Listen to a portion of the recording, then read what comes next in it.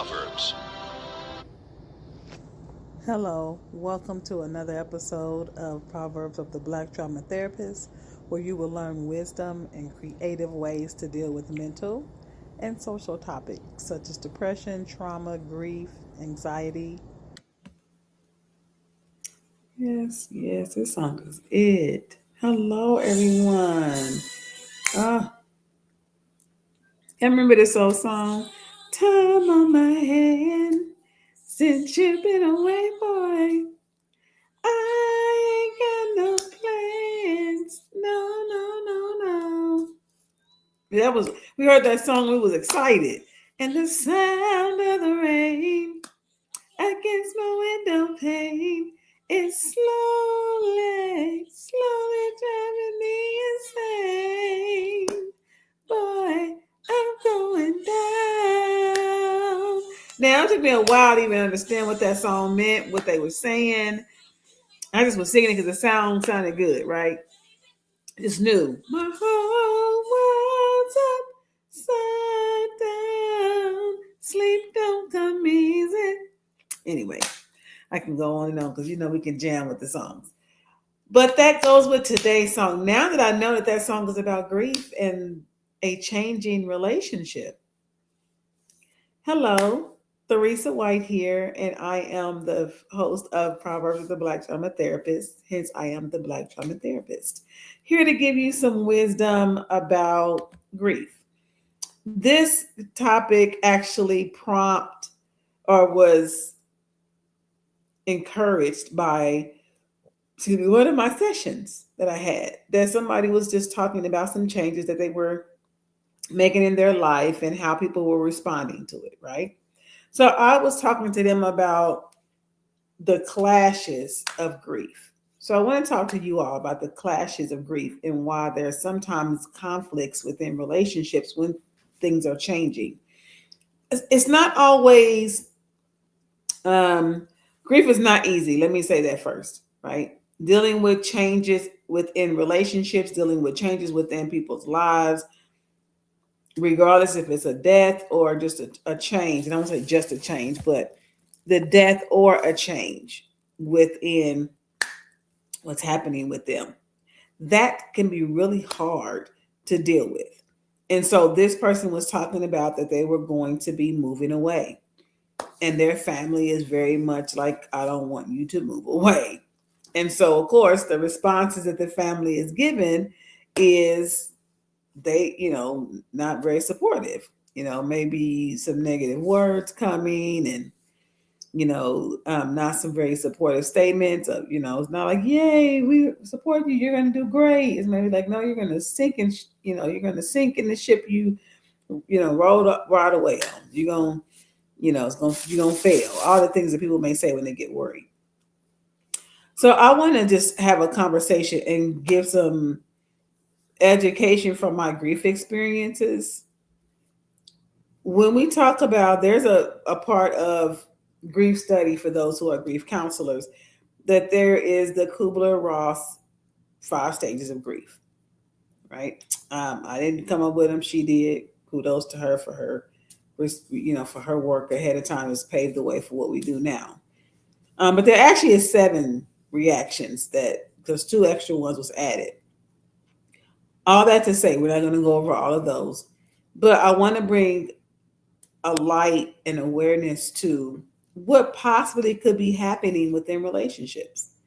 And it's going to be used, this information I'm going to give you today, it can be used in different statuses of a relationship. And I've learned even in my own and in my growth, in my own maturity, in my own health journey, that there are times that if I would have understood this, I could have responded better, had given more grace to people in my life, etc. So let's talk about grief clashes. And what are you talking about, Theresa? When I'm talking about grief clashes, so she's singing the song "Time on My Hands." Since you've been away, I ain't got no plans. Like my life is flipped upside down. Clearly, what that was saying was that you were a part of my plans, and now I'm looking like, where in the world has my time gone? Because now the time that's on my hand the ability or the time that I have now is showing me that you are no longer there. I'm now faced with the changes and the challenge of that change, right? The challenge of, maybe I should name it the challenge of changes. But so she's singing, her, what we call her blues, right? Sleep don't come easy. So she's giving you her type of reactions to grief. One of the reactions can be depression, right? Which means appetite, sleep change, and your attitude, or even your interactions of irritability and your mood change. So, all that to say is that you're like, what does that got to do with grief clashes? Because a lot of times people are moving through the reactions or what people may call the cycles of grief at different times.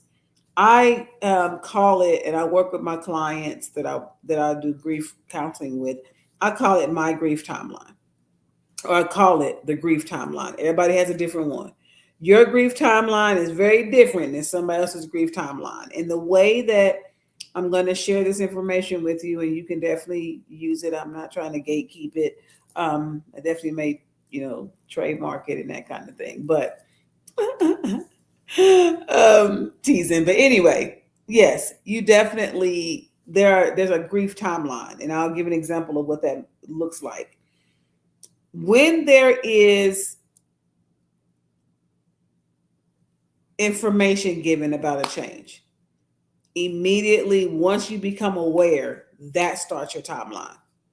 Almost like a birth cycle, right? Or like an inception of a seed. Oh, you are, hey, I'm leaving this job. Oh, inception. So, the manager or whoever may be like, oh man, okay, so we got 2 weeks with, Theresa. Oh, we have. Let me just pause and say, y'all, that I love that I can just throw my hair up because it's so long now that this is what my dreads do. My locks do, I mean. But anyway, so I can have me a squirrel moment, but I see that people get that information. Once you get it, that starts your grief timeline, and so of course, as you're going down, say you're like driving down a journey, when you start the car, it may not be the same time as somebody else is starting the car, because you was told 2 weeks ago, right, that hey, the manager is going to be leaving and you only got 2 more weeks with them, right? So now you're okay, information, and you're starting to drive. Maybe one of your coworkers has been off work for a week. They come back to find out they only have a week left. Two different timelines. One has been going on for a week, right? You've already been notified. You've already been able to change plans or start to prep yourself. And this other person just found out. So when you're interacting, when you're talking with this person, this coworker that just found out a week ago versus your 2 weeks ago, you are on two different timelines. And this is where grief clashes take place, because you're going to talk to people or interact with people from their timeline. You're like, what? That doesn't even make sense. What are you talking about? If I just found out today, my initial reaction is going to be whatever my reaction is where I'm at. That's where I'm at in my thinking. That's where I'm at in my emotions. It's where I'm at in my behavior. So if I'm angry, if I'm sad, if I'm confused, if whatever, my language is going to sound angry, sad, confused. My thoughts are going to be following that trail. If you already have been on this grief this grief trail, you a week ahead of me. You may be sad or been sad. You may be like, yeah, Theresa, I was sad too when I found out the manager was going to quit or that they're leaving, right? Or I was sad too when I found out, or I was angry, or not sad, I was angry and I was confused. Yet I understand now, and we've talked about it, and I wish them well. Two different. So you're talking like, oh, okay, I accept it.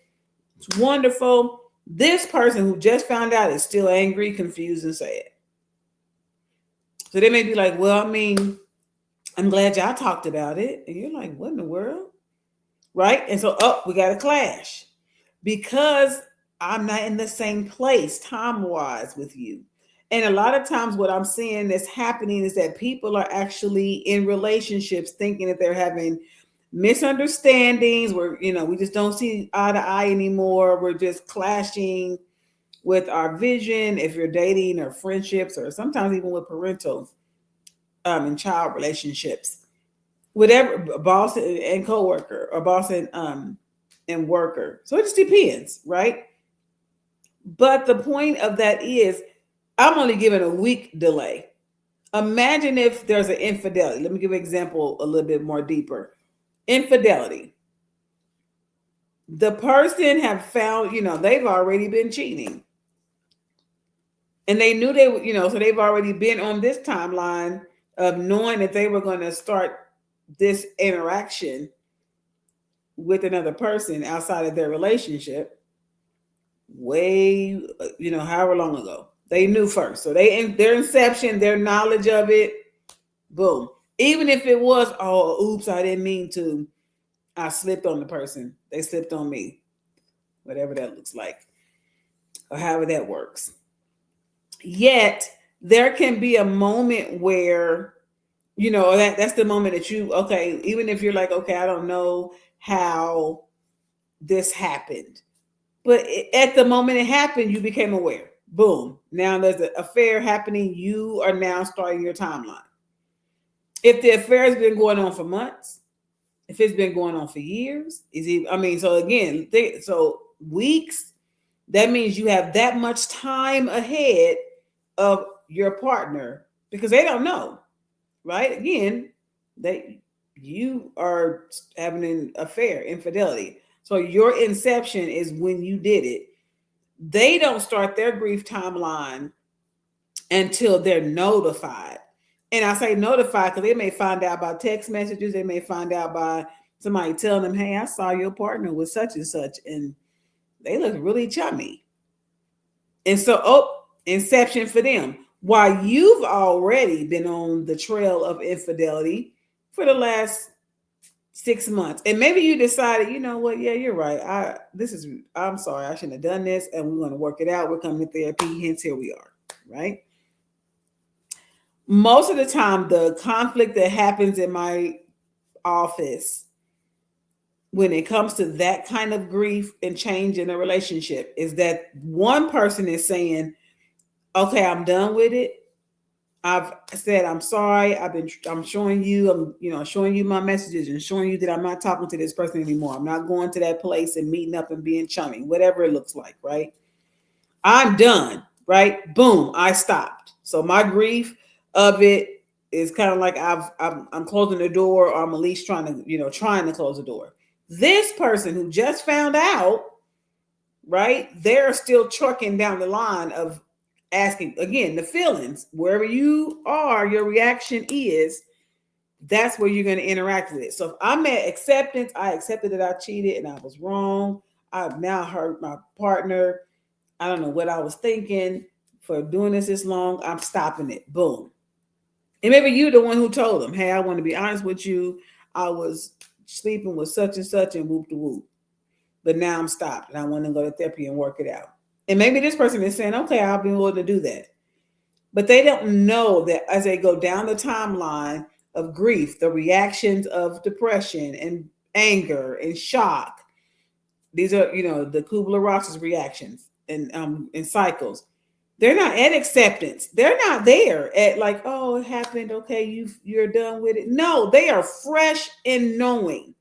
So your acceptance and they're fresh in knowing, look at what's happening. This is constantly what's happening. I'm running up against my partner's acceptance, which is sometimes hard because look at, we're not equal. Look at that. We're not equal at all. You are saying I'm close to it. It's over. I'm ready to be locked in with you. And you're saying I'm open. I just got the information. I need time to process.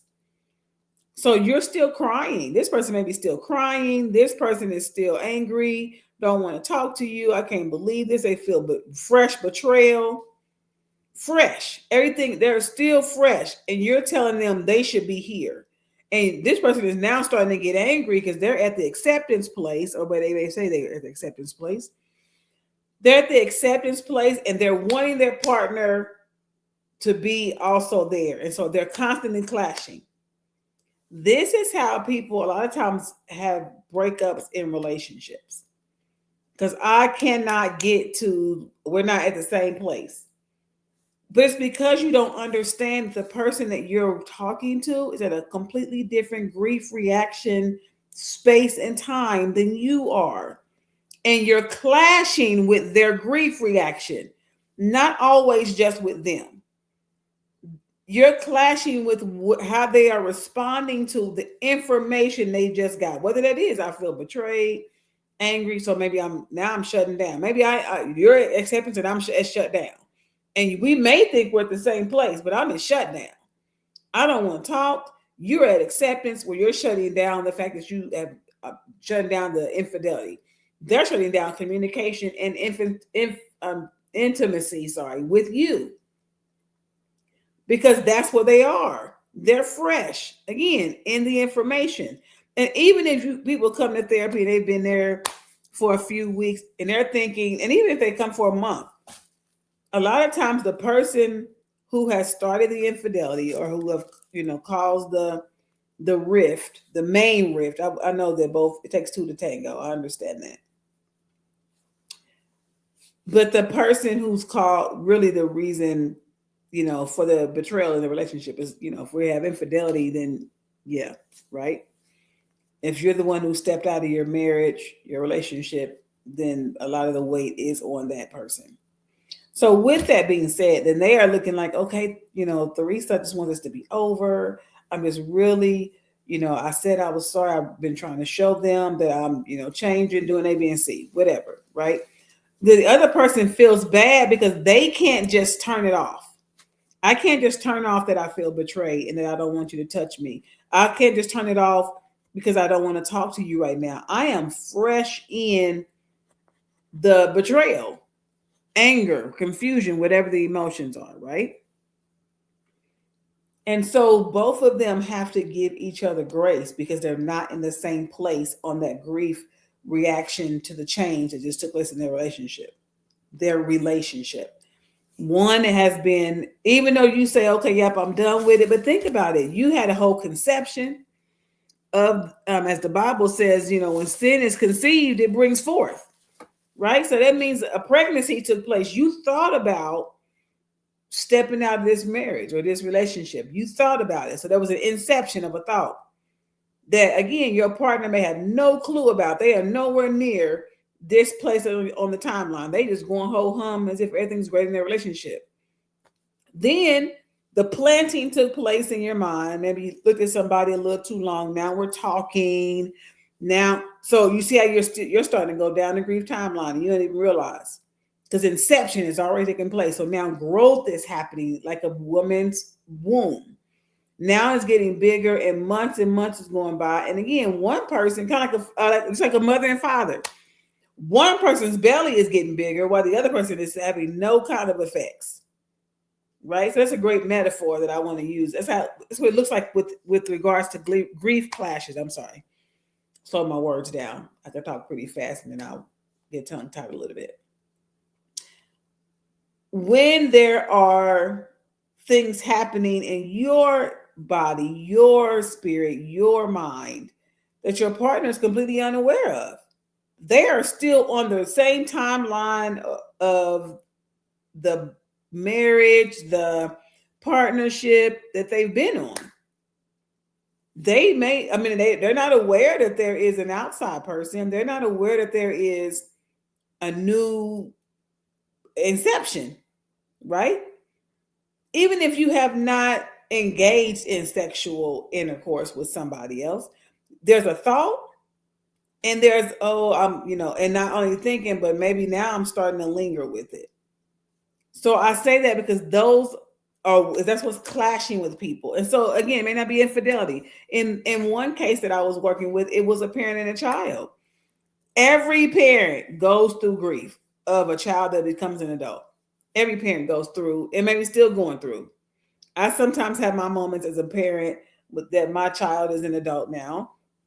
And so, and been an adult for years, but I still had those moments where I'm like, oh, yeah. Every time that he gets a little older, it's like, oh man, wow, because my mind can go back to when I was holding you, when you was in my belly, when I was feeding you, and all the things, changing your booty, and and you was messing on yourself everywhere.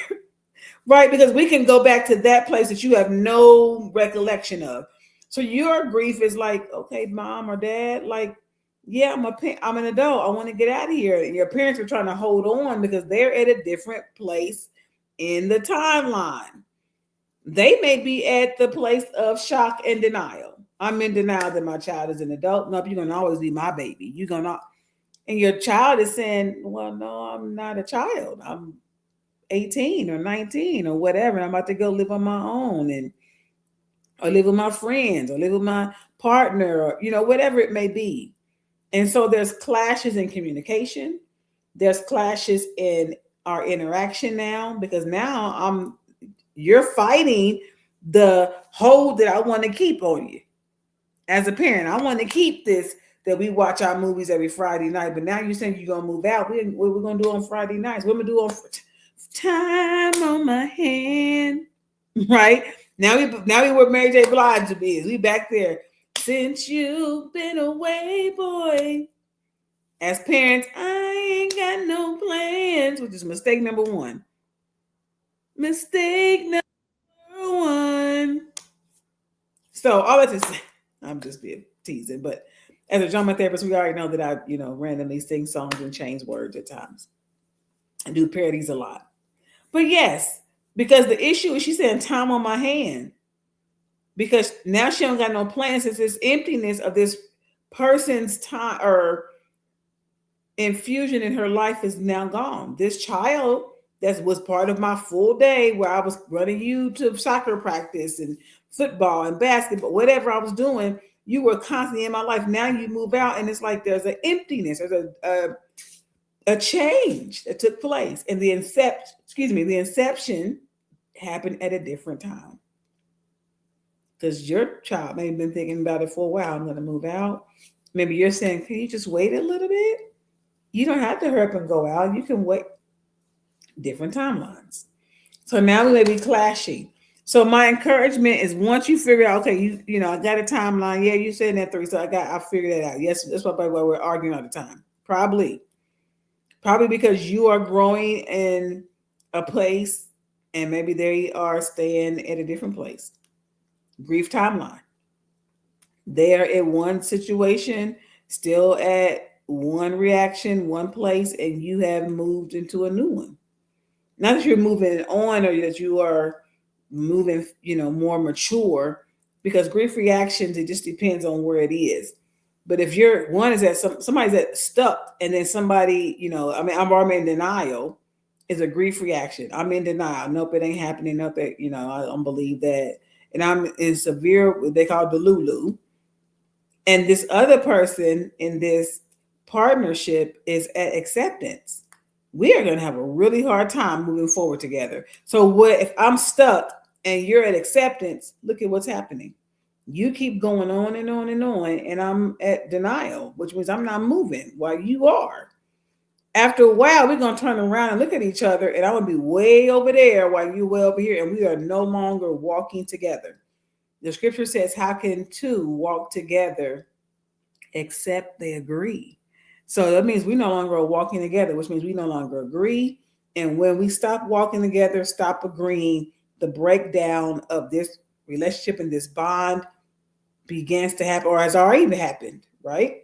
And now we got to figure out, are we too far where we can't even come back together to walk?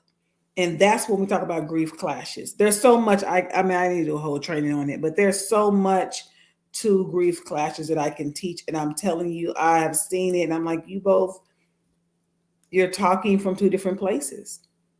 It's really what I'm saying. You're talking from two different places and you don't understand where your partner is, where your parent is, where your child is, where your boss is, your coworker, whatever's changing.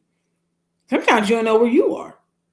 And if you don't understand where you are in the timeline, you're going to always clash with everybody at all in every situation because you don't know where you are. You can't map out your own emotions because you don't know where you are. Like a GPS. If I don't know where I'm sitting in the middle of nowhere, lost.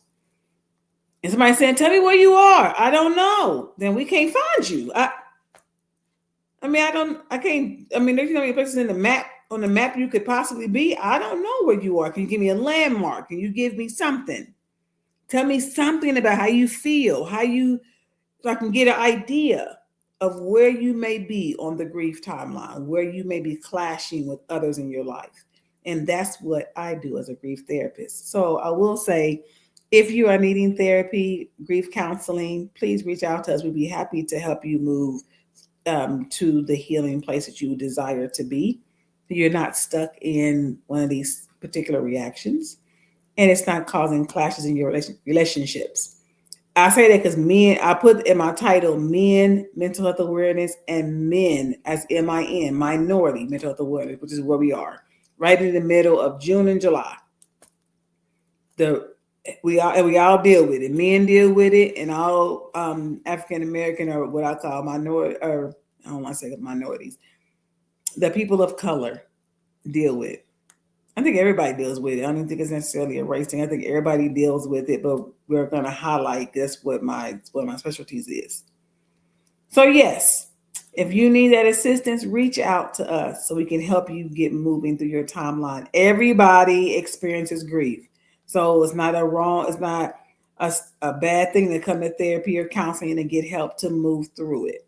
It's funny how my hair looks like it's getting shorter. Like that's funny. Again, sorry, squirrel moment. So you can definitely reach out to me. You can reach out if you have some topics you want me to talk about. Email me and let me know at the blackdramatherapist@gmail.com. Just one straight, almost a sentence, the blackdramatherapist@gmail. I would love to hear some topics you want me to talk about, some things you need to hear, you got questions about. And I ain't got to tell nobody you are the one that asked, but I can definitely talk about it and help somebody get some awareness and bring that awareness to healing. Thank you so much for joining another Proverbs of the Black Trauma Therapist episode talking about grief clashes. Also, I do want to say I do offer a grief intensive that is a 4-hour intensive virtual at this time. I do offer in person for those who are in the North Carolina area. But if not, we can do virtual from anywhere in the world. But that's where we get together and we go and help you to get unstuck, right? Get from that place of, I've been here for months and years and I don't know how to get out. Where I use the expressive arts and movement in a safe manner, in your own safe space. And you can pick your house, as long as you are somewhere where you are at some confidential space and we can get some work done. Reach out to me for my intensives. I will be offering those coming up again in the fall. You have a blessed and beautiful week. Thank you again for joining me for this episode. And I look forward for you joining me on the next one. Have a blessed week, everyone. Time on my hand. Oh, sorry. I went back to singing, y'all. Went back to singing.